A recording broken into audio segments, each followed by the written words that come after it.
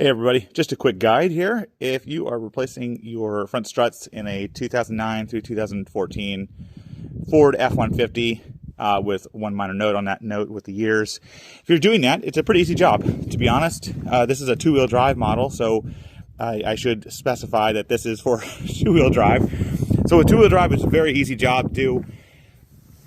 All you're going to be doing is removing this upper nut for the upper control arm. Easy to take off. You're going to have a couple of bolts for your sway bar link, upper, lower. They're both 18 millimeters. I should note this upper control arm bolt is 21 millimeters. And then you got two bolts underneath on your factory shocks, both 18 millimeters. Those don't need to be held with anything because the upper, or the bolts are kind of like welded in. So those come out very, very easily. Honestly, the hardest one to get off, no joke, is this sway bar link. You do need to eventually hold the top of the stud with an 8 millimeter wrench. And what I recommend doing is brush this off with a wire brush, brush the threads off, and then drop a little WD-40 on it or some sort of penetrating oil prior to starting. So when you do that, it's going to make it a lot easier to get these nuts off, make your whole job a lot easier. And then lastly, you have 3 nuts on top, 15 millimeters, pretty easy to get to. Not really challenging to get those off. So that's all that's needed to take the strut out.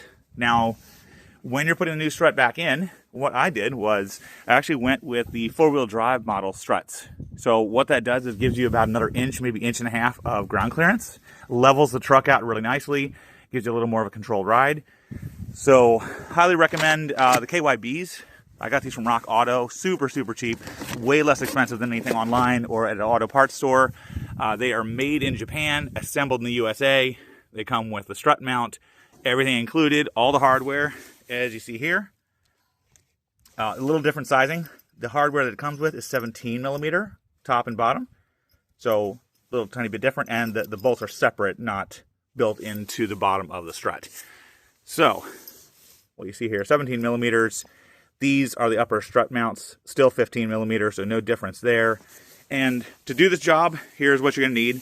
You'll need an 8 millimeter wrench, a 10 millimeter wrench, 18 millimeter ratcheting if you have one, or standard wrench as well, 15 millimeter standard and ratcheting if you have it, 17 millimeter wrench.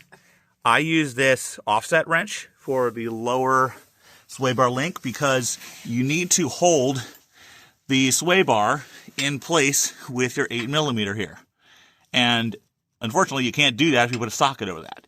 So you need something to be able to get up in there. So if you don't have an 18 millimeter offset wrench, you may want to pick one up before you try to do this. You might be able to get that off, honestly, with an impact, potentially. But if it doesn't want to come off, you're going to be going to the store to get an offset wrench. So I got these from Amazon, 18 millimeter wrench. Offset, you will need a pair of, potentially you will need a pair of like vice grips. When you put this back in, this nut, when you're trying to put it back on, this stud is going to want to start turning immediately. And the issue is when you first put this nut on, there's not enough clearance to hold the end of this stud. There's nothing there to grab.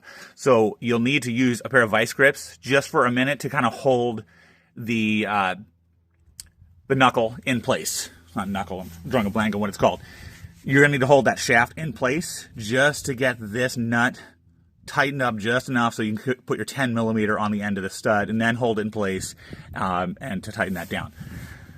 So, like I said, locking vice grips, hammer. I use a small sledge just to tap this loose. Make sure you leave this nut on before you loosen this, so this doesn't go flying up and this doesn't come falling down on you. So loosen this nut almost all the way, keep it on a couple threads, then you can tap the end of this with a hammer. Half inch extension, tighten your wheels back down, 18 millimeter socket. Again, you got a few 18 millimeter items here. You got your control arm or your sway bar links, 18 millimeter, and the bolts for the factory strut at the bottom are both 18 millimeter, 17 for the new ones. and 15 for these upper if you need it. I just use wrenches. I didn't actually end up using the socket, but in case you use a socket, again, 15 millimeter and 1/2 inch ratchet. Oh, and last thing I should say, if you don't have a 21 millimeter wrench, which I have every size except for 21 and 22, you're going to need to tighten this down. So I recommend using, if you don't have a 21, use a high quality, I know this is like Walmart brand, but honestly it's super, super well made. You'll need an adjustable wrench to tighten this down when you're holding this with a 10 millimeter. So use a good size adjustable wrench, or if you have a 21 millimeter wrench. I don't recommend installing this with an impact, because if this starts spinning when you're trying to tighten this nut on and this starts spinning, you could toast your ball joint. So recommend doing this by hand without a power tool when you're trying to get it on. So other than that, guys and gals, that's it. Oh yeah, and I guess the only thing you might want is a breaker bar. So I use a breaker bar for the lower bolts on the struts. But other than that, pretty easy job overall. It should take you, I don't know, roughly an hour each side if you are slow like me. So anyway, hope everyone's having a great day. Take care.